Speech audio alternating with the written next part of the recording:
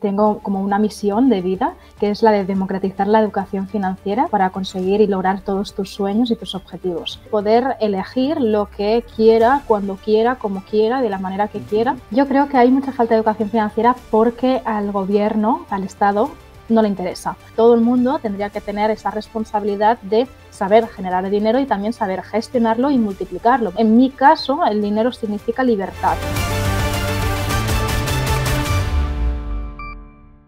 Hola a todos, bienvenidos a un nuevo programa de Inversión Dividendos. Hoy tenemos con nosotros a Elizabeth Wakefield. Elizabeth, bienvenida. Muchas gracias por la invitación, un placer enorme, Carlos. El placer es nuestro, Elizabeth. Elizabeth es graduada en Ciencias Empresariales y Management por la Universidad Pompeu Fabra, aquí en Barcelona, España, y además cuenta con un máster en Contabilidad, Gestión Empresarial y Auditoría por la UPF Barcelona School of Management. Profesionalmente ha trabajado ya en varias empresas, destacando EY como auditora, Almiral como control financiero, National Nederlanden como agente financiero, EFPA España, Asociación Española de Asesores y Planificadores Financieros, como asesora financiera independiente, con certificación EIP, European Investment Practitioner, y finalmente en Finanzas Conscientes como fundadora y CEO. Por el lado de la libertad financiera y de las inversiones, Elizabeth, como profesional financiera que es, tiene presencia en las redes sociales con el nick elizabeth.asesora financiera en Instagram y elizabeth.finanzasconscientes en YouTube, además de su propia web elizabeth-wakefield.com. Elizabeth, es un buen resumen. Cuéntanos un poquito más de ti a modo de semblanza. Claro que sí, pues es un placer enorme. La verdad es que yo tengo como una misión de vida, que es la de democratizar la educación financiera para, como siempre digo, que el dinero no sea un problema, sino el medio para conseguir y lograr todos tus sueños y tus objetivos. Llegué a este punto sobre todo por un tema de una experiencia personal en donde mi padre se quedó sin trabajo hace, pues, cuando yo tenía 18 o 19 años y lo pasamos muy mal en casa con muchísimo estrés financiero y muchísima inestabilidad y todas las emociones, ¿no?, que se generan cuando no tienes dinero y cuando el dinero es un problema. Entonces eso me prometí a mí misma que no me iba a pasar nunca, que siempre iba a tener trabajo y poder tener dinero para al menos suplir, tener esa tranquilidad financiera que primero buscamos, aparte de la libertad financiera, que esto ya es otro step, ¿no? Así que pensé, si yo esto lo puedo hacer, como no se enseña educación financiera en los colegios ni en ningún sitio, entonces como que de alguna manera pienso que todo el mundo tendría que tener es saber gestionar sus finanzas, sus inversiones y hacer que el dinero trabaje por sí mismo. Así que es por eso, ¿no?, que estoy aquí como asesora financiera y divulgadora, así como también como profesora en finanzas. Fantástico. Oye, cuéntanos un poco cómo es una semana típica, entre comillas, en tu vida, porque la verdad es que son súper intensas. ¿Trabajas de lunes a viernes? ¿Trabajas también los fines de semana? No lo sé, haz un pequeño esbozo de una semana típica. La verdad es que trabajo muchas horas, es decir, que también porque me lío yo sola, en el sentido de que me gusta mucho lo que hago, me apasiona, entonces como que soy feliz haciendo lo que hago y por lo que tampoco le veo también pues un límite, ¿no? Entonces también soy una persona como muy ambiciosa y entonces me gusta crecer rápido, me gusta coger también nuevos proyectos rápidos y demás y claro, cada día, cada semana es muy diferente de la una de la otra, es decir, desde semanas en donde estoy reunida con clientes como la gran mayoría a otras semanas donde tengo varias masterclasses para hacer, luego los alumnos también de nuestra escuela para poder responderles, crear contenido, que también estoy muy activa, ¿no?, en las redes sociales y esto se tiene que crear ese contenido, grabar todas las ideas, ¿no?, y etcétera, todo este proceso, ¿no?, que realmente pues tiene y luego también pues otras entrevistas varias con diferentes colaboradores, etcétera, de todo lo que es el networking, aparte de las finanzas, ¿no?, las inversiones en donde nos podemos apalancar entre todos y entre eso pues también congresos, ponencias, etcétera. Es decir, no me aburro, ¿no? Y trabajo incluso el fin de semana, sí. Muy bien, muy bien. Ya nos has comentado que te embarcaste en este mundo de las finanzas por una experiencia familiar. ¿Comenzaste por el ahorro y tienes como objetivo esta famosa independencia financiera o libertad financiera que se dice tanto en las redes sociales? Sí, yo antes siempre me había llamado la atención el mundo de la inversión. Sí que es verdad que, claro, como no te enseñan absolutamente nada, ¿no? Desde las finanzas Ujú, personales te enseñan, en mi caso, por ejemplo, en mi carrera, fue todo lo que es la parte de gestión empresarial, la parte más de ujú, numérico, ¿no? Y luego, pues ya pasando a todo lo que es la parte de auditoría, etcétera. Pero tampoco te ujú. enseñan, ¿no? Cómo invertir como persona física y demás, y que conoces, ¿no? Lo que son las acciones, los bonos, etcétera, los derivados y todas estas cosas, pero tampoco te enseñan a dar esos primeros pasos de la mano acompañado. Entonces yo Ujú. pensaba, porque mis padres tampoco son familia, no vengo de familia inversora para nada, estoy aquí pues rompiendo patrones, ¿no? Pero sí, entonces, claro, yo pensaba que para invertir, o sea, hace unos cuantos años había que tener mucho dinero, cuando realmente no es así. Esto es un mito, el Eso hecho de es.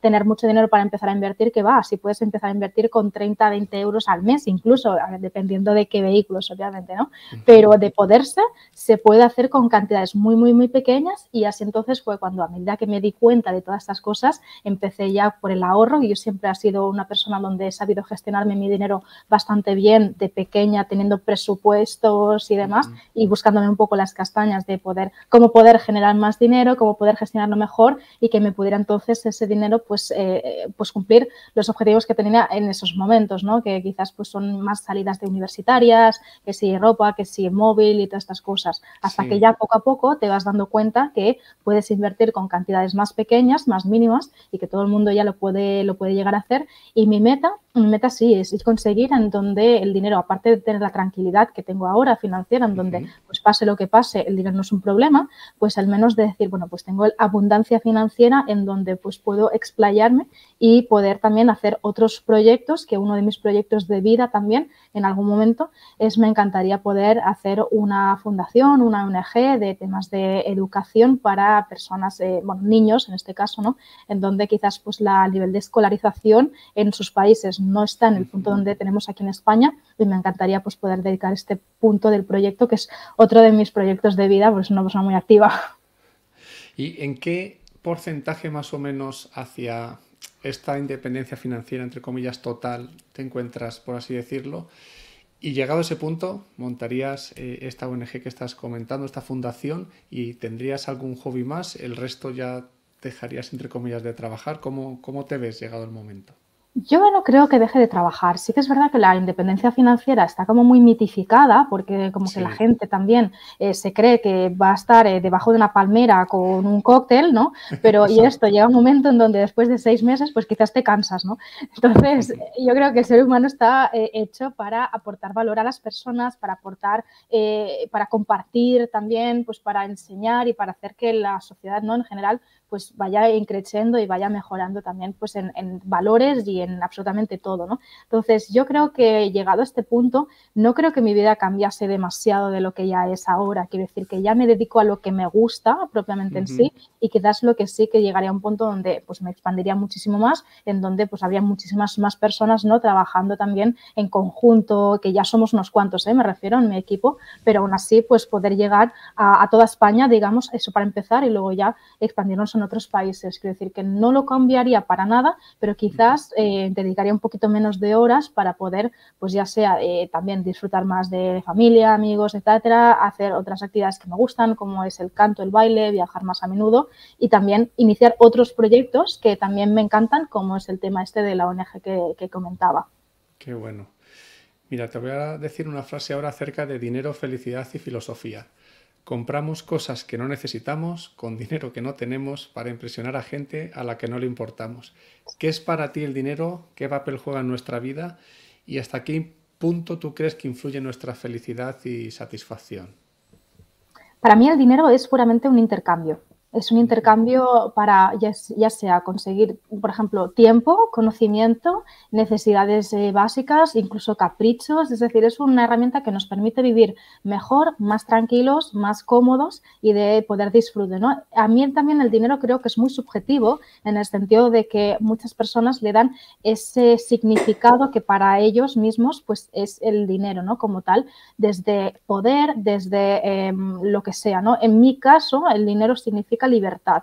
Libertad de poder elegir lo que quiera, cuando quiera, como quiera, de la manera que quiera. Es decir, que al final pueda, ¿no? Cada uno pueda ser el dueño de su propia vida y que pueda entonces, pues que el dinero le acompañe en todas y cada una de las decisiones, ¿no? Y en efecto, lo que también pasa es que por falta de educación financiera hay muchas personas que justamente eso, ¿no? Compran cosas que no necesitan, pues para impresionar a gente a la que no importan, porque es como que de alguna manera el dinero también es un poco comparativo, ¿no? En el sentido que está establecido socialmente, que para mí es un error, que en algún momento tienes que tener un coche bueno, después tienes que tener una muy buena casa, tienes que tener hijos, tienes que no sé qué, tienes que no sé cuántos. Entonces, cuando vas al contrario de lo que la sociedad está como plenamente establecido, de estos checks, ¿no? En este sentido, más sociables más que otra cosa, entonces buscas tu propio camino, tu propia felicidad y que el dinero entonces pues te permita justamente vivir la vida como realmente quieres, ya sea en una mansión o ya sea pues en un pisito tranquilo o en un ático o en lo que sea, y disfrutar también de ese tiempo libre con las personas de tu alrededor, que en mi caso pues es algo importante. Lo acabas de decir, tenemos falta de educación financiera, lo cual hace que muy poca gente, mejor dicho, invierta. ¿Por qué crees que es así? Y si crees además que necesitamos más gente como tú o como yo que estamos divulgando los beneficios de la inversión. ¿Pero por qué hay esta falta de educación financiera? Yo creo que hay mucha falta de educación financiera porque al gobierno, al Estado, no le interesa. Porque cuanto tú mantienes como Estado, mantienes a tus ciudadanos ignorantes, lo que pasa es que entonces se van a focalizar en otras cosas en lugar de buscarse la vida, digamos, para intentar prosperar o intentar también pues luchar contra pues, injusticias, ¿no? Que se puedan llegar a producir, y ser consciente también, sobre todo, de algo que supongo que hablaremos un poco más adelante, que es la parte de la carga fiscal. Entonces, en donde la gente tampoco se da cuenta justamente de cómo ha ido incrementando no solamente la inflación, que también hablaremos del tema, sino también la carga fiscal, en cuanto pues llega un momento en donde es casi pues insostenible, ¿no? En este caso en España, y entonces es muy difícil llegar a tirar para adelante. Entonces tenemos como esa dependencia con los políticos en el momento que hay, y esto lo utilizan como hecho de campañas electorales para que entonces les voten a ellos mismos, ¿no? Que es un poco también lo que están buscando siempre los partidos políticos, que no es el hecho de mejorar la sociedad, sino es más de, pues vamos a contentarlos haciendo las filigranas habidas y por haber, para que así de esta manera pues podamos llegar a tener más votos, por lo cual no hay educación financiera porque no interesa, y entonces yo creo que todo el mundo tendría que tener esa responsabilidad de saber generar dinero y también saber gestionarlo y multiplicarlo, porque al final, como siempre, estamos intercambiando tiempo por dinero a través de nuestro trabajo, pues qué menos de saber qué hacer con él.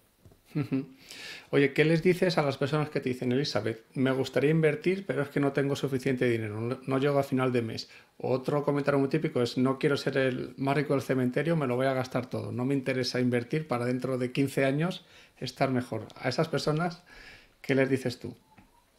Yo creo que el dinero es muy relativo y el tiempo también. Es decir, al final, ¿qué pasa? Que yo cuando me paseo muchas veces por Barcelona o por cualquier otra ciudad, ves las terrazas llenas, cada día. No importa si es el fin de semana, en viernes, lo que sea. O sea, cada día a las 8 de la tarde ya está todo lleno. Entonces, por eso digo que el dinero es muy relativo en el sentido de qué prioridad le das tú a tu vida. Si tú le das la prioridad de pues carpe diem, entonces, claro, te vas a fundir el dinero porque no piensas más allá. Yo creo que el problema muchas veces está en que hay un cortoplacismo muy metido en España, especialmente, en donde no vemos más allá que un mes, quizás, o 6 meses como mucho, y entonces tampoco nos preocupamos de mucho más allá, ¿no? Entonces confiamos en exceso con que el Estado me vaya a cuidar, digamos, ¿no? Cuando sea mayor, a través de las pensiones, sin ser conscientes que hay un problema muy grave con las pensiones, porque no hay dinero en el bolsillo de las pensiones, y que por tanto es mucho mejor el hecho de generarte tu propia pensión y tu propia estabilidad, tanto en el momento presente como en el momento futuro. Por lo tanto, yo lo que le diría es, mira, lo primero que hay que hacer es tener un presupuesto, saber gestionar tus finanzas y dedicar una parte, ni que sea una pequeña parte, al ahorro / inversión. Si primero no tienes ahorros, no vayas a invertir, porque considero que primero tenemos que tener una estabilidad financiera en función de pues, un fondo de emergencia, por si acaso tenemos algún tipo de imprevisto o alguna cosa que nos pueda llegar a pasar, y que con eso entonces no tengamos que deshacer nuestras posiciones en inversiones porque nos ha pasado entonces un acontecimiento que no esperábamos, ¿no? Porque al final la vida da así de sorpresas y es así, ¿no? Entonces, primero de todo, destinar pues un cierto dinero, pues un 5% de mis ingresos, pues bueno, ya es algo, ¿no? Luego ya pues un 10% y así ir aumentando hasta el punto donde ya es un hábito para ti, y también tenerlo como una prioridad número uno. Es decir, lo primero de todo que voy a hacer cuando cobre es pagarme a mí misma. Entonces voy a destinar un dinero apartado de que no lo voy a ver en mi cuenta corriente, es decir, en otra cuenta corriente, cuenta de ahorro, que sea gratis, si puede ser también. Y entonces ya por eso voy a ir ya tranquila el resto del mes, porque yo ya he ahorrado y lo he priorizado como primera cosa, ¿no? Fantástico. Esta pregunta es un poco conflictiva. ¿Cómo valoras la presión fiscal que tenemos aquí en España? ¿Baja, normal, alta, muy alta? ¿Y qué opinas de que no se deflacte la inflación en el IRPF? Bueno, si nos puedes explicar un poco cómo ves tú los impuestos en España. Pues yo creo que España, por desgracia, es uno de los países con más presión fiscal y cada vez peor, en el sentido de que es muy complicado el hecho, yo no digo de no pagar impuestos para nada, sino también de intentar optimizar pues, los impuestos, porque si no, o sea, te das cuenta, pagamos por absolutamente todo, ya nos falta ya pagar por respirar, ¿no? En este sentido, por ejemplo, si me quiero comprar, un ejemplo, ¿no? Una vivienda, pues ya la primera compra, esa vivienda grava muchísimas veces. Ya es por la primera compra, es el IVA. Después, esa vivienda, cuando tú la vendes, paga el impuesto sobre transmisiones patrimoniales. Luego, si tú la vendes como segunda propietaria o propietario que puedes llegar a ser, también vas a tributar sobre las plusvalías generadas de esa ganancia patrimonial.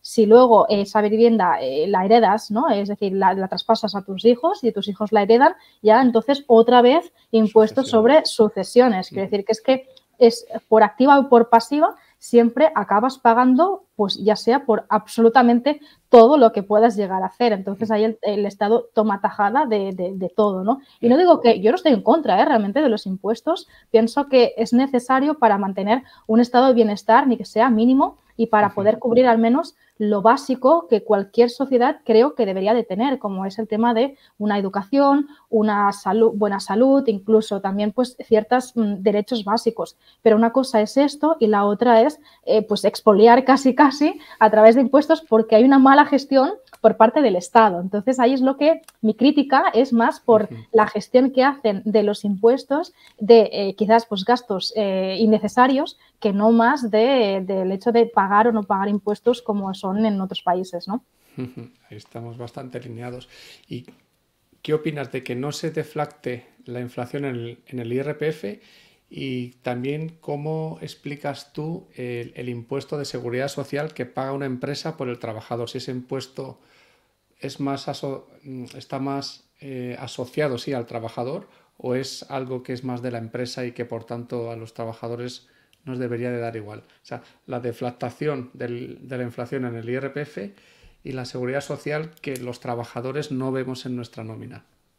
Claro, el tema este de la deflactación yo creo que es una estrategia por parte del Estado, en el sentido de, bueno, como la gente no es consciente y no tiene educación financiera, entonces vamos a seguir cobrándoles exactamente lo mismo porque no se están dando cuenta, ¿no? Entonces, haciendo las cosas bien, tendríamos, el Estado, ¿no? Tendría que también aplicar ese porcentaje, ¿no? de inflación que ya vivimos en nuestro día a día, en especial desde la parte de lo que pasó, ¿no? En 2020 en el tema del COVID, en donde la inflación se disparó a cantidades irrisorias como descomunales, ¿no? Del 10% que vivíamos en 2021, y ahora ya pues que poco a poco se ha ido reduciendo más, pero no llega a un momento donde es la inflación como objetivo que tiene, ¿no? El Banco Central Europeo y la FED, que es más o menos mantener la inflación alrededor de un 2% aproximadamente. Entonces está siendo como muy difícil mantener ese estilo de vida normal, ¿Por qué? Pues obviamente todos los precios están aumentando, los salarios por contra tampoco es que estemos notando la misma variación y por tanto también a nivel impuestos no se está viendo también aplicada esa reducción que debería de aparecer. Entonces, pues por allí es, yo creo, con una estrategia más que otra cosa, porque ya son conscientes de esto, lo que pasa es que la gente no lo es, no lo es, exacto, justamente. Y la segunda pregunta, ¿cuál es la segunda pregunta? Era la seguridad social que paga la empresa a los trabajadores. En la nómina de un trabajador asalariado, tú sí que ves una parte que va a la seguridad social, pero es muy pequeñita. Lo grande que va a la seguridad social es lo que paga la empresa, pero que en la nómina el trabajador no lo ve.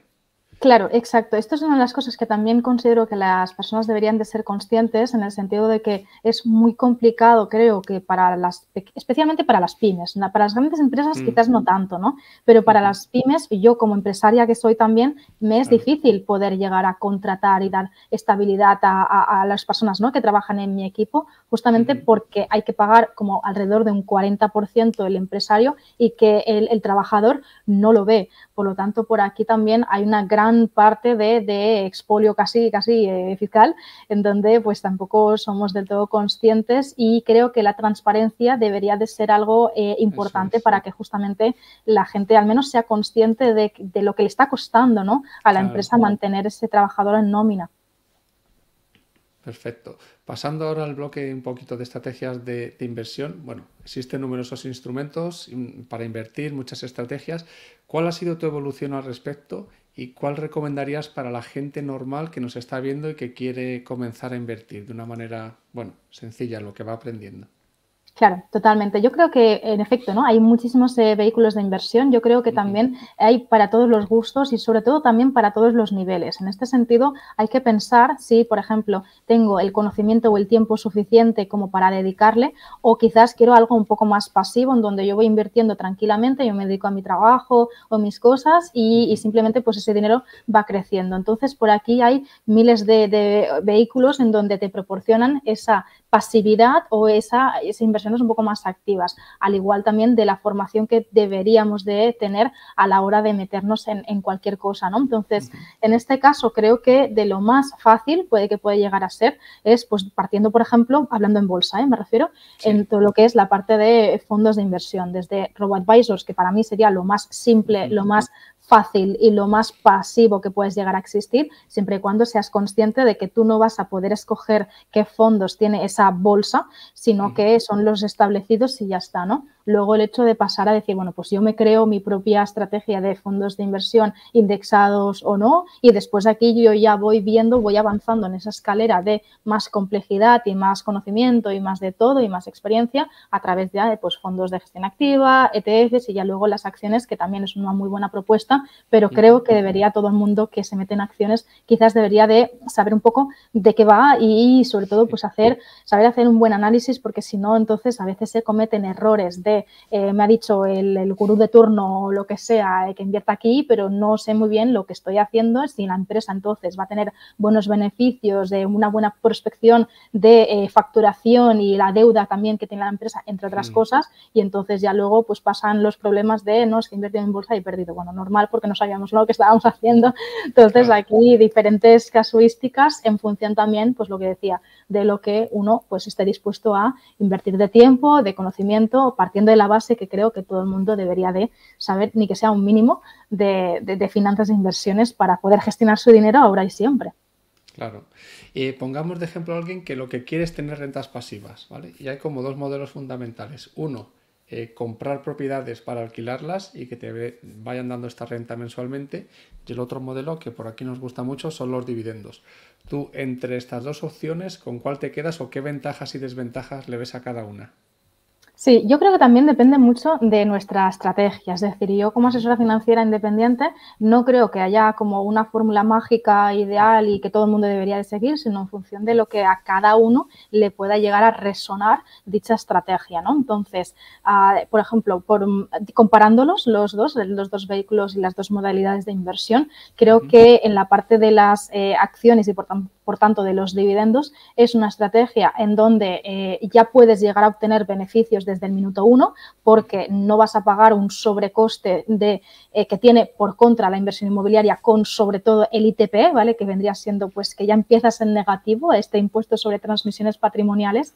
En la inversión en acciones y dividendos no es así, tú metes el dinero y bueno, pues tú vas creciendo, ¿no? Entonces, claro, también depende mucho lo que decía, de qué tipo de horizonte temporal uno quiere llegar a tener. Es decir, si yo quiero quiero ingresos pasivos ya desde el minuto 1, bueno, pues pago ese sobrecoste de impuestos, porque es lo que hay, pero yo ya luego voy a poder tener ingresos pasivos en el momento actual y demás. Que no, que entonces estoy buscando quizás una estrategia más a medio o largo plazo, pues entonces los dividendos te pueden ir muy bien porque entonces estás haciendo no solamente que tú puedas llegar a tener una rentabilidad sobre el propio dividendo como tal, sino que además también pueden ser estos dividendos crecientes, porque esta pues, es otra modalidad, ¿no? De empresas que vayan creciendo ese dividendo y que vayan incluso también pues creciendo la propia empresa en sí, aumentando ese valor y esas ventas a lo largo del futuro, pues llegará un momento en donde pues podrás llegar a tener pues muy buenas rentas, ¿no? Pero yo creo que la estrategia de inversión en dividendos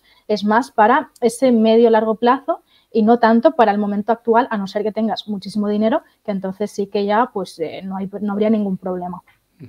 Y también que yo creo que es más pasiva, ¿no? Porque la otra son rentas pasivas, pero entre comillas, porque sí que tienes que tener más...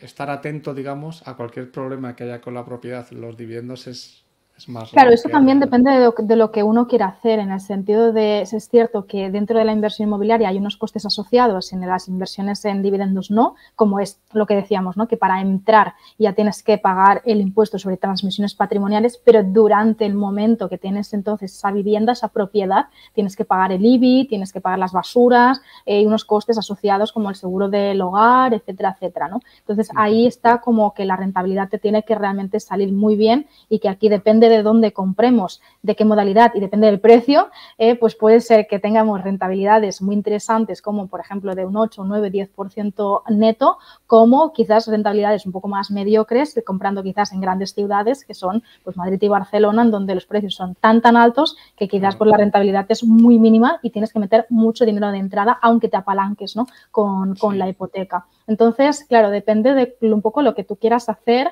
en cuanto a, sí, yo quiero pues tener una inversión inmobiliaria y para desentenderme totalmente cojo y le pago a alguien para que me lo gestione, eso sí que puede ser muy, muy pasivo. Obviamente te tiene que dar la rentabilidad, ¿no? Está claro. Pero puedes hacer las dos cosas de decir, bueno, pues yo tengo habitaciones, por ejemplo, que está muy de moda ahora con la inversión en habitaciones, y yo le pago a una agencia para que me gestione todo este tema y a mí no me llamen de ninguna de las maneras, ¿no? Entonces, depende un poco de si tienes tiempo, ganas o no tienes tiempo y no tienes ganas. Muy bien, muy bien. Oye, y en tu opinión particular, ¿qué te gusta más a ti? ¿Los fondos indexados totalmente pasivos o los fondos de inversión que son de gestión activa, pero no los de los bancos comerciales, sino de gestoras boutique? ¿Qué te gusta más o es una combinación de ambos?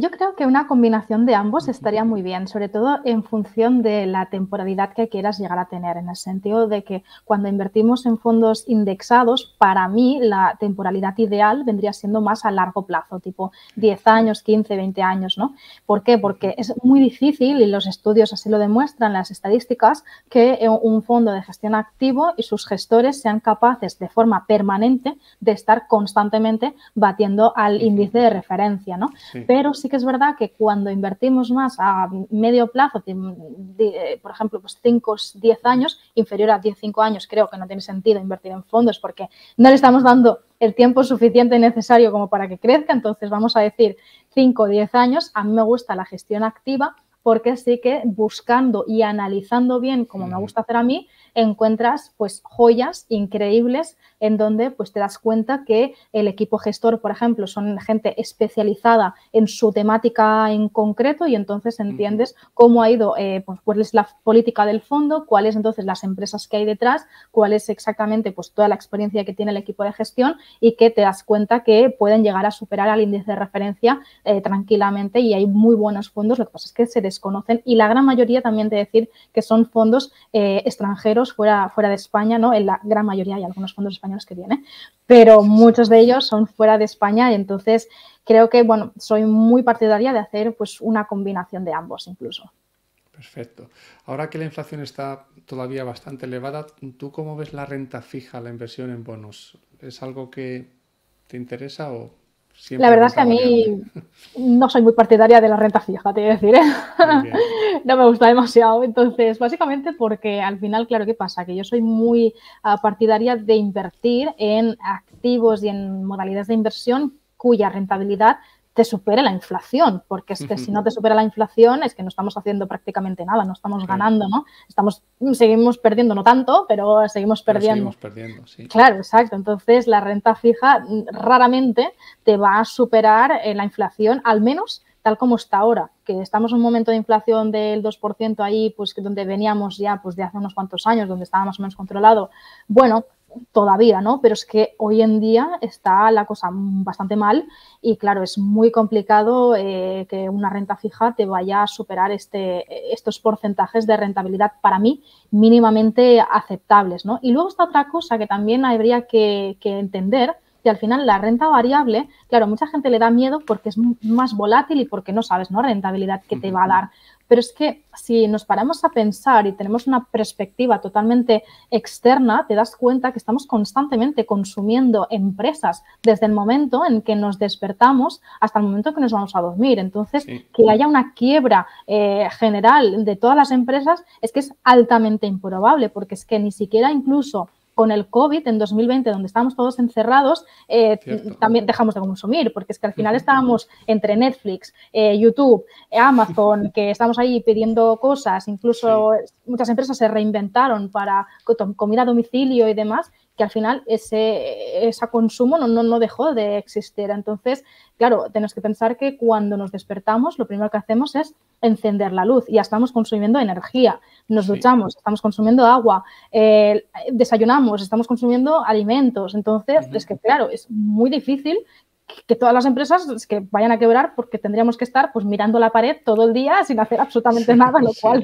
es imposible. muy bien. ¿Qué opinas del Bitcoin y de las criptomonedas o criptoactivos? ¿Es una inversión real? ¿Es un poco humo? No lo sé. ¿Cuál es tu opinión? Yo, a ver, aquí hay mi opinión es Sí, sí. de dos cosas. Es decir, una cosa es lo que yo piense y haga con mi propio dinero, la otra es lo que yo haga con mis clientes y Ok. nuestros alumnos y tal. ¿Por qué? Porque para una persona meterse en Bitcoin, para mí, debería de al menos formarse ni que sea mínimamente, leer algún libro o hacer algún curso, lo que sea, porque sí que es verdad que si no lo entiendes y simplemente inviertes porque está de moda o tu cuñado te lo ha dicho, entonces lo más seguro es que te pongas nervioso cuando vaya a bajar porque va a tener oscilaciones, porque el Bitcoin tiene esa digamos, naturaleza en donde, Sí. pues como está todavía, creo que en pañales, pues tiene una volatilidad muy, muy alta, ¿no? Entonces creo que las personas deberían de formarse un poco. Una vez te hayas formado, entonces ya puedes entender que yo estoy a favor de Bitcoin, básicamente, y tengo también criptomonedas en mi portafolio, básicamente, ¿por qué? Porque creo que la tecnología que tiene detrás, la blockchain, es muy buena, es como muy disruptiva y lo que tiene de bueno Bitcoin, sobre todo, es que es deflacionario, ¿no? Aparte de que es portable en todos sitios del mundo, es decir, ¿no? Y que además también está descentralizado, lo cual lo hace muy interesante, especialmente porque de esta manera no dependes de qué política puede llegar a seguir pues el Banco Central Europeo, la FED y todos los bancos centrales de imprimir masivamente cantidades ingenias de dinero y entonces ya que nuestro dinero cada vez vaya valiendo menos porque la inflación está descomunal, ¿no? Entonces lo que tiene Bitcoin es justamente eso, el hecho de tener pues esa facilidad de intercambio de dinero, de esa inmediatez que todavía se tendría que desarrollar un poquito más, pero bueno, y luego también el hecho de que sea pues deflacionario, que es algo que considero que algo que se considere dinero debería de tener esa característica que sea deflacionario porque si no, no tiene sentido.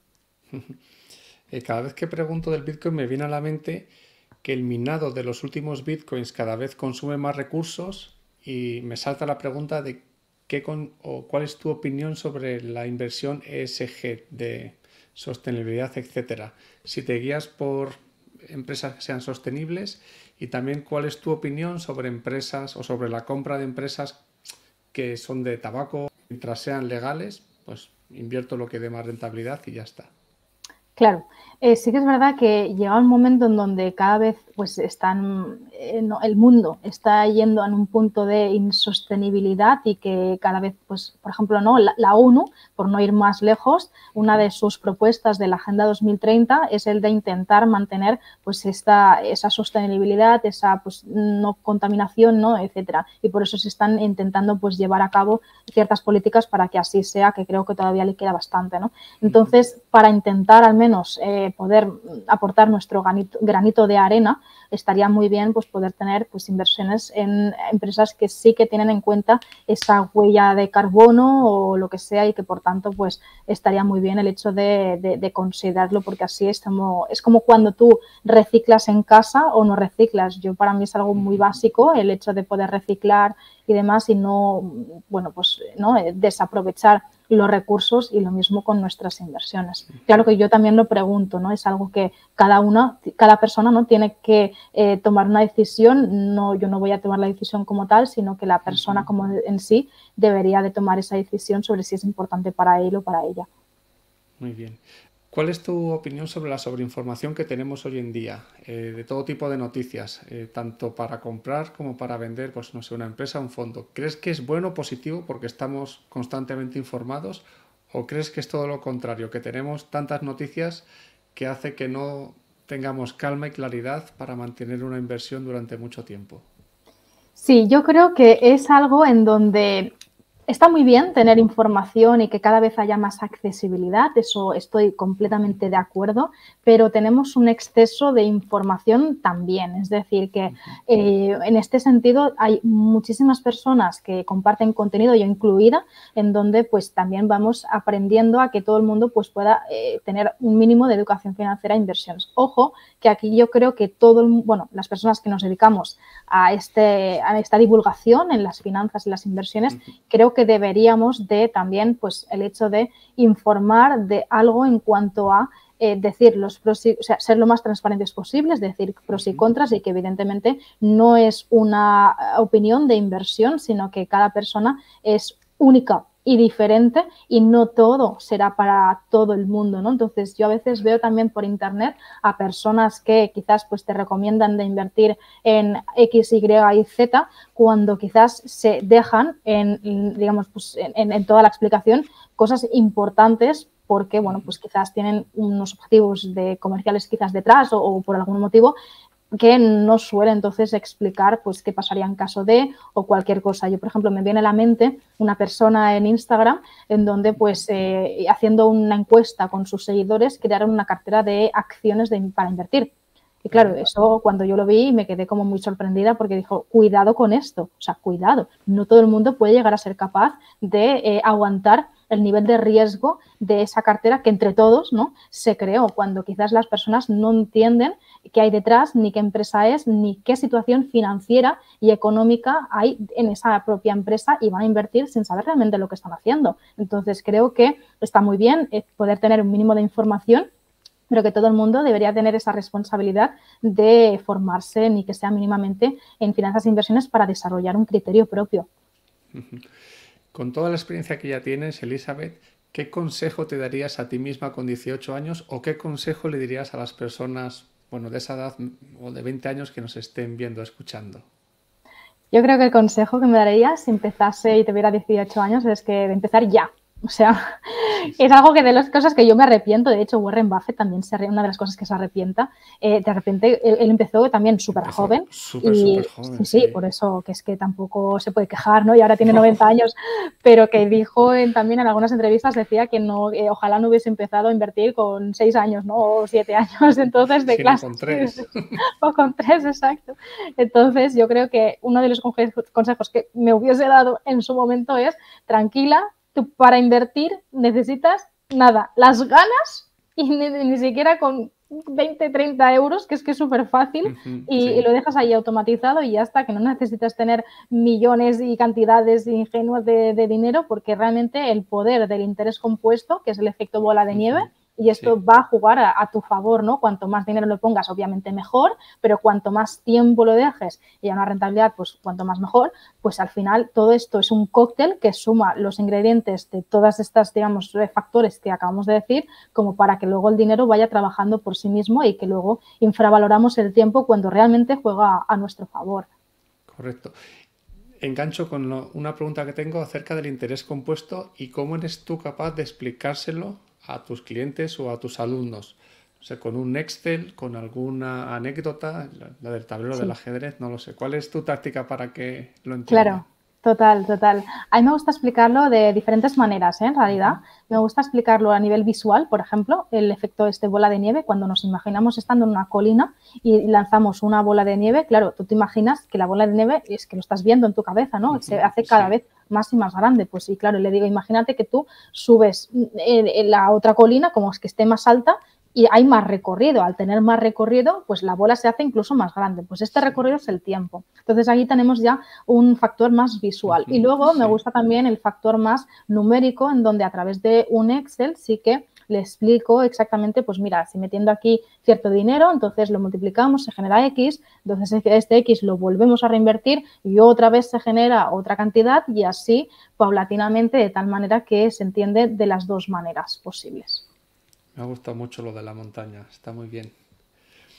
Centrándonos en un poquito ahora en una pregunta más de dividendos, existen dos tipos, ya has mencionado uno, que es el de dividendos crecientes, empresas que son ya maduras, que tienen unos beneficios, unos ingresos elevados y van repartiendo parte de ese beneficio en forma de dividendos y van aumentando el beneficio año a año, van repartiendo más dividendos. Esa es un tipo de empresa. Y otras que llamamos vacas lecheras, estilo, no lo sé, Mafre en Agas, aquí en España, que tienen un yield o un retorno por dividendos muy alto, pero que claro, ya les cuesta aumentarlo porque los beneficios son los que son y van creciendo también muy lentamente. Para ti, ¿cuál de estos dos tipos, digamos, que te gusta más? ¿O comenzarías quizás por vacas lecheras que como que psicológicamente dices, joder, pues la estrategia esta de dividendos que dice alguna gente parece que funciona y luego la vas completando con DGI? ¿O qué tipo de empresa te gustaría a ti y cómo montarías una táctica de dividendos si alguno de tus clientes o alumnos te dice, Elizabeth, me gustan mucho los dividendos? Claro, esto es muy buena pregunta, ¿eh? Sí, sí, y yo creo que no hay A o B, que es, No, bueno, no, exacto, exacto. Te iba a decir, sí, depende. sí, No, a ver, vamos a aterrizar un poco más la respuesta. En este sentido, claro, ¿qué tenemos que pensar? Cuando una empresa reparte dividendos es porque hay una parte del dinero que no está reinvirtiéndose en la propia empresa, por lo cual hay menos recursos para poder expandirse y poder crecer, por lo cual es un poco pan justo, para hoy y hambre para mañana. Entonces, esto teniéndolo claro, hay que también valorar y decir qué prefiero yo, una estrategia más bien a medio y largo plazo, en donde voy a ir tranquilamente y que poco a poco la empresa, vale, me reparte un dividendo un poco irrisorio, pero la empresa va a ir creciendo poco a poco y por tanto ya es una estrategia, como decía, ¿no? A medio y largo plazo, o valoro un poco más esa inmediatez, pero con la posibilidad de que la empresa por A o por B resulta que o me recorta el dividendo o que entonces no lo reparte ese año porque por el motivo que sea. Entonces, esto es un poco lo que hay que valorar, ¿no? Quizás primero le preguntaría a la persona cuál es su estrategia en cuanto a qué es lo que realmente quieres, qué necesitas y a cuánto es la temporalidad, ¿no? Y claro. segundo, aparte de explicarle pues estas dos casuísticas, quizás incluso hacer una estrategia mixta, ¿por qué no? Entonces, siempre y cuando, obviamente, aquí hay que considerarlo que estas empresas sean buenas en el sentido de que estén poco endeudadas, que se puedan tener pues, una Justo. ventaja competitiva mejor, que pues tenga un potencial de crecimiento de facturación también, que estén establecidas, que tengan buen nicho de mercado y ahí ya pues una serie de factores, ¿no? Que pueda llegar a influir porque quizás que te reparta un dividendo del 15% dices, ojo, Sí, eso es ojo, esto una no puede ser. alarma. Exacto. ¿Crees que es absolutamente necesaria la diversificación para reducir el riesgo por país, por moneda, mercado, sector? ¿O eres más como Charlie Munger que decía muy pocas empresas, pero muy buenas? Claro. Es complicado el hecho de Sí. ser un poco concentrado. Yo creo que o eres Warren Buffett o Charlie Munger o realmente considero que es un poco arriesgado, básicamente porque la bola de cristal no la tiene nadie en absolutamente nada y que por tanto, pues tampoco digo cuanto más diversificado mejor, tampoco es eso, ¿no? Pero sí que al menos considerar una diversificación lógica como para que realmente no dependamos de una sola temática o de un solo factor o lo que sea, ¿no? Entonces, yo creo que la diversificación en sectores, en países, incluso en divisas, incluso también en tipos de inversión, que no solamente lo tengamos todo, por ejemplo, en bolsa, ¿no? Pues podamos tener una parte, pues como decíamos antes, ¿no? De la inversión inmobiliaria, incluso oro, metales preciosos, inversiones alternativas y demás, pues también estaría muy bien, porque así compensamos un poco y sobre todo entender la descorrelación que hay entre diferentes tipos de activos, en donde cuando tú entiendes qué comportamiento tienen los diferentes activos entre sí, entre ellos mismos y sobre todo de cara a cómo puede llegar a afectar la economía y la situación macroeconómica, geopolítica, entonces puedes llegar a tener como más seguridad en tu cartera de inversiones. Esto me suena a la cartera permanente. Tiene ahí... También, es verdad, ¿no? A mí me gusta mucho, ¿eh? Este señor, Ray Dalio, es como de mis favoritos. Oye, ¿cuál es tu proceso para analizar y seleccionar empresas individuales, vamos a decirlo así? ¿Haces análisis fundamental tú? ¿Te apoyas en análisis fundamental de terceros? ¿Análisis técnicos? ¿O cómo sería? Yo creo que apoyarse en análisis de terceros es un poco, no digo peligroso, porque al final pues cada persona tiene sus expertise y demás, ¿no? Pero sí que me gusta que todo el mundo, o al menos yo, desarrollar criterio propio, porque hay muchas veces que hay ese copy trading o Sí, copy carteras o lo que sí, el sea como... social trading se ha puesto de moda, que Sí, vas replicando lo que hace el otro. claro, exacto. Y entonces estás a la expensa de lo que hace otro en lugar de tomar tus propias decisiones. Entonces, en mi caso, yo soy mucho más de value investing, es decir, que como muy partidaria de una inversión tranquila, pasiva, medio largo plazo y de entender muy bien los fundamentales de la propia empresa como tal, porque al final cuando tú entiendes esos fundamentales y sobre todo cómo está compuesta esta empresa a nivel de estados financieros, ratios y valoraciones y múltiplos, etcétera, todo lo que el compendio, ¿no? De un buen Sí. análisis, entonces ya puedes llegar a tener la tranquilidad de no estar constantemente mirando arriba y abajo el precio de la empresa, porque bueno, pues pueden pasar mil cosas y que al final también esto está basado más en estadísticas histórico que no tanto en el valor que tiene la empresa como tal. Perfecto. Yo con la experiencia que llevo acumulada, llevo 7 años invirtiendo, he llegado a la conclusión de que hay dos factores fundamentales para tener éxito. Bueno, o tres. El tercero es trabajar mucho y no tener tiempo de mirar la cartera, así que va componiendo sola. Pero bueno, yendo a los factores clave de verdad, uno sería la constancia, que lo has comentado tú, el preahorrar, según te llega la nómina, apartas algo y eso ya no lo ves y lo mandas al broker, ser muy constante todos los meses. Y el segundo, y que yo considero más importante todavía, es la psicología. Es decir, saber que el mercado va a tener toda esta volatilidad porque es intrínseco a él, pero si tú inviertes en un buen activo, en una buena empresa, por ejemplo, y cae, tienes que considerarlo como que está de rebajas, más que, Dios mío, estoy perdiendo mi dinero.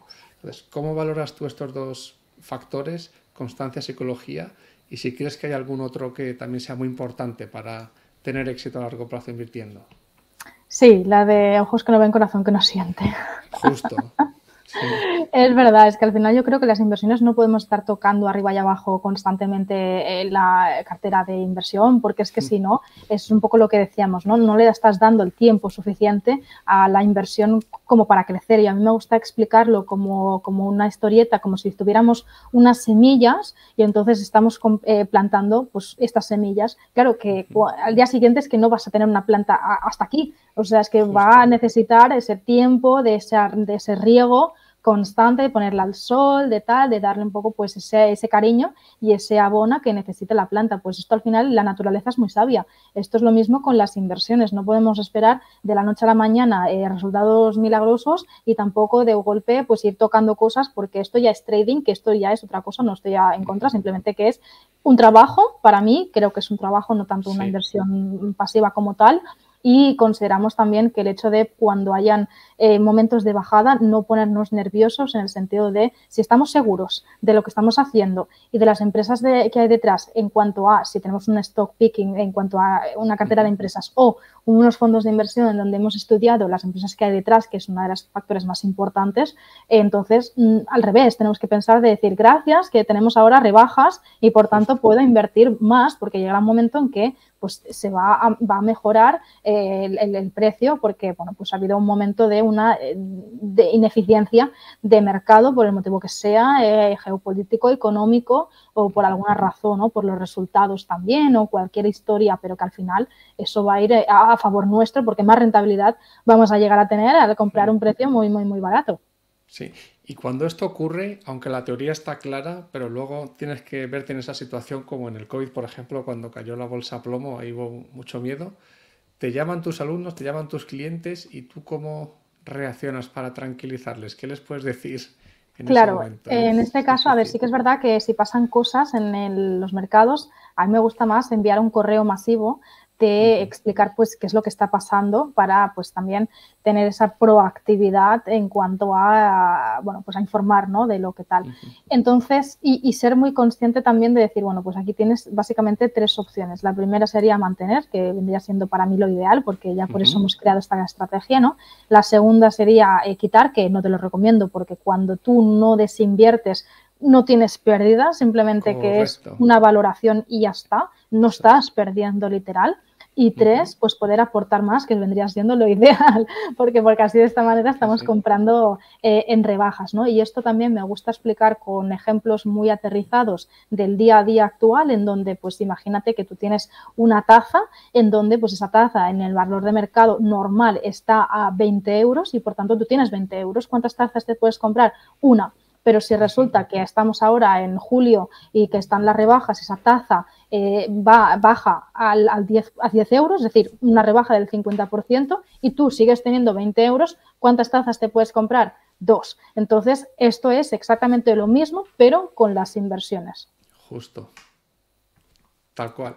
Oye, dos o tres libros que recomiendes para la audiencia que digas, mira, este libro me hizo clic, o este es muy sencillo, o este es muy complicado, pero si te lo lees vas a entender perfectamente la valoración de empresas.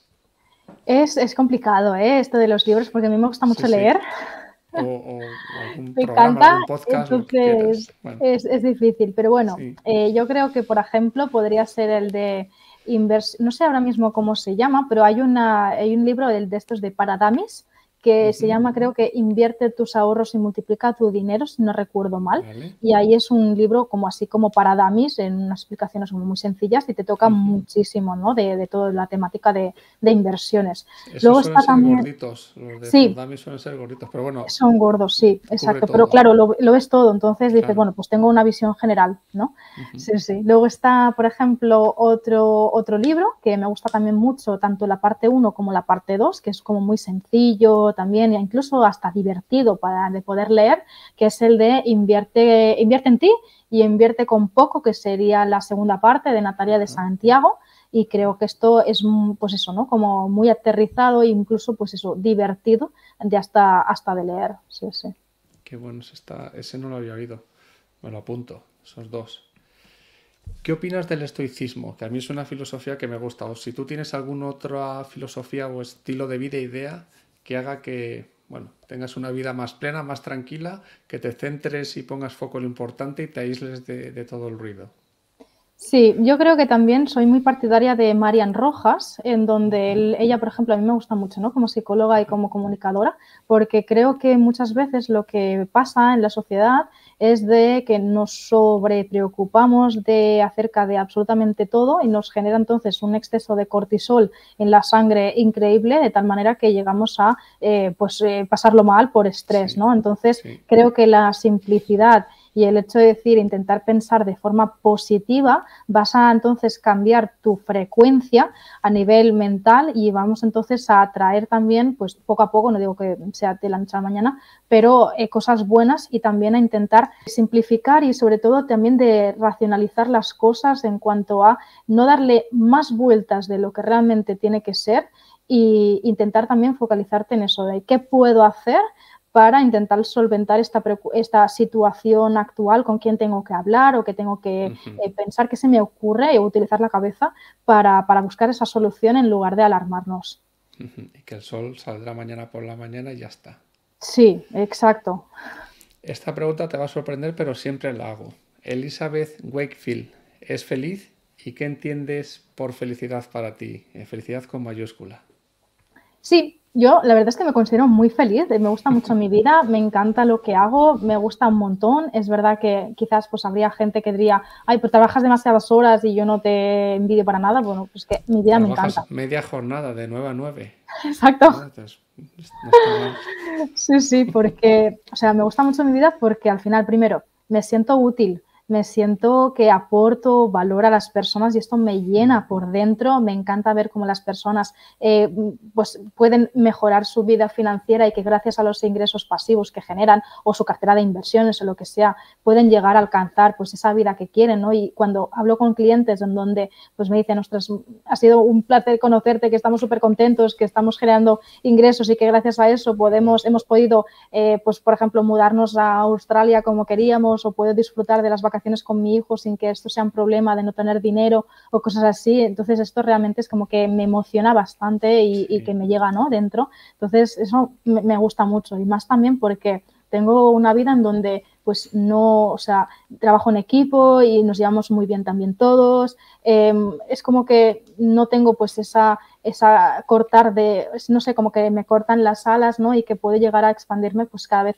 más, democratizando la educación financiera, y que al final también creo que ya que dedicamos tanto tiempo a trabajar, para mí es importante, no todo el mundo, no es así, pero para mí es importante hacer algo que me guste, que valore y que realmente me sienta útil y demás, ¿no? Porque antes, por ejemplo, en mi experiencia como auditora y como controller financiera, dedicaba también muchas horas a trabajar, pero sinceramente como que tampoco me importaba mucho lo que estaba haciendo y me sentía totalmente vacía, me sentía que estaba desperdiciando mi vida, y llega un momento en donde tuve una crisis existencial increíble, en donde decía, bueno, ¿qué estoy haciendo aquí, no? Yo realmente creo que puedo aportar muchísimo más y hacer cosas que realmente me sea de utilidad y demás, que además también te digo que no soy una persona en donde necesite un horario establecido fijo, sino que soy suficiente responsable como para entregar todo lo que tenga que entregar al tiempo que he establecido y demás, y que si trabajo en fines de semana, pues trabajo en fines de semana. Quiero decir que creo que soy más partidaria de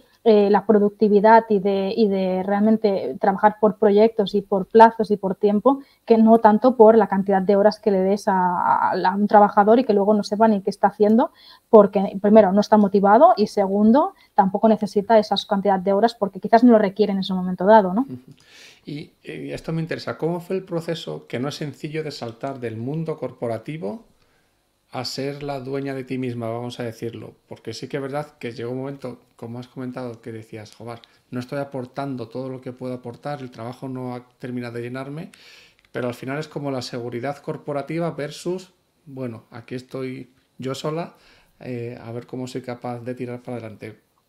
¿Cómo fue esa transición? Si puedes Sí. contarlo un poco más. La verdad es que fue un poco paulatina, quiero decir que yo me sentía muy vacía como controller financiera, y entonces llega un momento de decir, bueno, ¿y qué puedo hacer, no? Entonces me cambié de empresa en donde pues estuve unos pocos meses y ya está, pero seguía igual. Entonces yo me compré mi primera vivienda donde estoy viviendo actualmente, ¿no? Lo compré también con la intención de hacerle reformas, lo cual hice, y después de ponerlo a alquilar y demás en el futuro, momento futuro, y así yo pues también vivir en una casa, en un piso y demás, que es uno de mis objetivos.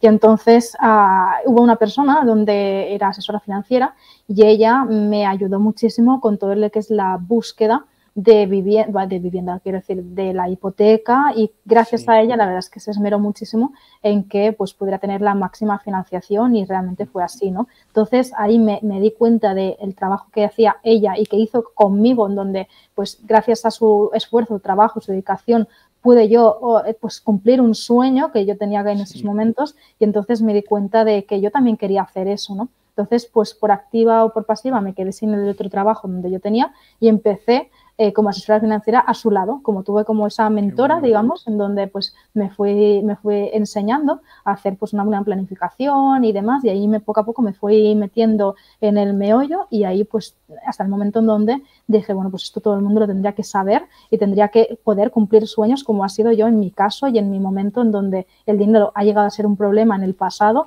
y ahora he podido llegar a cumplir un sueño, ¿no? Entonces fue cuando empecé con Instagram y demás, y divulgando educación financiera en redes sociales, etcétera. Qué guay. Pregunta final, Elizabeth. Luego queda el minuto de oro, pero esta pregunta siempre la tengo que hacer. ¿Es sostenible el modelo de pensiones en España? Y si crees que no lo es, ¿qué se puede hacer para que sea más sostenible manteniéndolas ahora mismo? Porque los que ya están jubilados, las personas, pues no tienen escapatoria, pero también los jóvenes que vienen por detrás, pues hay que ayudarles y hay que tratar de que, bueno, no tengan esa carga sobre ellos. ¿Cómo ves el modelo aquí en España y qué soluciones podría tener para mejorarlo? Vale, pues lo siento por lo decirlo, pero es que es verdad. O sea, yo creo que el modelo en España es lamentable. Es como para ponerse a llorar, así de claro. Porque básicamente, o sea, ¿qué pasa? Que llega un momento en donde ahora mismo, si tú te das cuenta, en el bolsillo de las pensiones, hace unos años, en 2012, vamos a decir, teníamos hasta 66.000 millones y en 2019 llegamos a tener 2.000 millones. Entonces, aquí, claro, ¿qué ha pasado? Ha pasado que el Estado ha ido tomando tajada de todo este dinero que entre todos pagamos, ojo, que no se nos olvide, y entonces ¿por qué? Pues porque ha ido como utilizando ese dinero para autocomprarse incluso deuda propia del país, porque es otro tema en donde si quieres lo comentamos, porque el país está sobreendeudado y ya tenemos también pues un gran déficit del Están propio país. enganchados los dos temas, sí, las Claro, pensiones y la exacto. deuda. Entonces, si llegas en este punto donde uno, no hay recursos porque el Estado lo saca, y dos, llega un momento en donde cada vez hay menos natalidad y luego la esperanza de vida va creciendo cada vez más, pues no hay que ser muy inteligente como para entender que llegará un momento que esto petará de alguna de las maneras, ¿no? Porque, claro, al final también es un modelo en donde es un modelo de reparto. ¿Qué significa esto? Que las personas que estamos trabajando y estamos en edad de trabajar actualmente, estamos pagando las pensiones de los que están arriba. Por lo cual, cuanto menos nacimientos haya y más personas alarguen digamos, su esperanza de vida, pues menos habrá en la pirámide de la población para poder sustentar a los que están arriba, ¿no? Justamente hay otros países que utilizan mucho el sistema quizás de capitalización, en donde los trabajadores ponen dinero al Estado y el Estado invierte, lo cual creo que debería, para que así de esta manera pues ese dinero que tú has metido llegue también a crecer, ¿no? Pero esto no es así hoy en día en nuestro país, por lo cual la verdad es que está todo muy fastidiado y creo que todo el mundo, pues eso, la pregunta que tenemos que hacernos es: ¿prefieres que tu jubilación dependa de ti o dependa del Estado, ¿no? Entonces, sí, estamos en un mundo en donde pues estamos abogando por una independencia financiera, no en el sentido de que puedas dejar de trabajar, sino que puedas llegar a tener tranquilidad financiera ahora y siempre. Entonces, pues ahí ya motivo de más para que todo el mundo entonces tome esa decisión de no solamente lo hago por la inflación y para mantener el valor de mi propio dinero y cumplir sueños, sino también para mantenerme tranquila cuando me vaya a jubilar y no esté entonces a dos velas y entonces ya pues pueda tener una vida digna.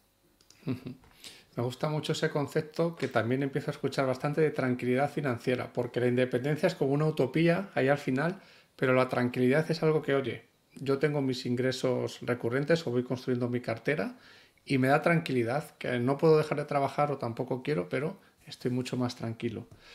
Pues Elizabeth, ha sido una entrevista maravillosa. Ahora te voy a dejar, como lo hago con todos los invitados, con el minuto de oro, entre comillas, donde puedas recalcar, bueno, aunque lo acabas de decir, pero bueno, un poquito más extendido, el por qué debemos invertir, si es que podemos, y en el fondo todo el mundo puede, para mejorar, bueno, nuestra vida actualmente y a futuro, no depender de nadie más, sino de nosotros mismos y ser más libres financieramente. Exacto. Yo creo que la inversión debería de ser algo obligatorio y que todo el mundo debería de tener y de hacer y que forme parte también de nuestras vidas, que realmente el dinero no sea ese tema tabú en donde pues no podemos hablar de dinero, no, al revés, o sea, podemos hablar de dinero, podemos hablar de negocios, podemos hablar de expansión, de desarrollo personal, de astrología si quieres, a mí me encanta, si soy muy moldeable, ¿no? Pero que al final el dinero forma parte de nuestras vidas, nos guste o no, no podemos hacer otra cosa, el dinero lo que nos va a permitir es vivir más cómodamente, vivir mucho mejor, no tener preocupaciones, no tener estrés, no tener tampoco intranquilidad y que por tanto pues podamos llegar a tener esa tranquilidad financiera que decíamos ahora y siempre y así también pues tener esa vida soñada que una vez pues tuvimos cuando éramos pequeños y que no nos dábamos cuenta, pero que sí que podemos hacerlo, ¿no? Que sí que está en nuestras manos el hecho de tomar acción y mover un poco pues el culo, ¿no? Para poder realmente pues empezar a invertir de una forma pues tranquila, bien, asesorada evidentemente también y tener esa educación financiera para que realmente pues eso, no dependamos de otros, ni tampoco dependamos de políticas, de gobierno, ni tampoco de otras historias que puede ser que entonces de la noche a la mañana nos quedemos casi sin nada y entonces ya estaremos ahí lamentándolo. Pues Elizabeth, ha sido una entrevista súper inspiradora, muchísimas gracias y nos vemos pronto.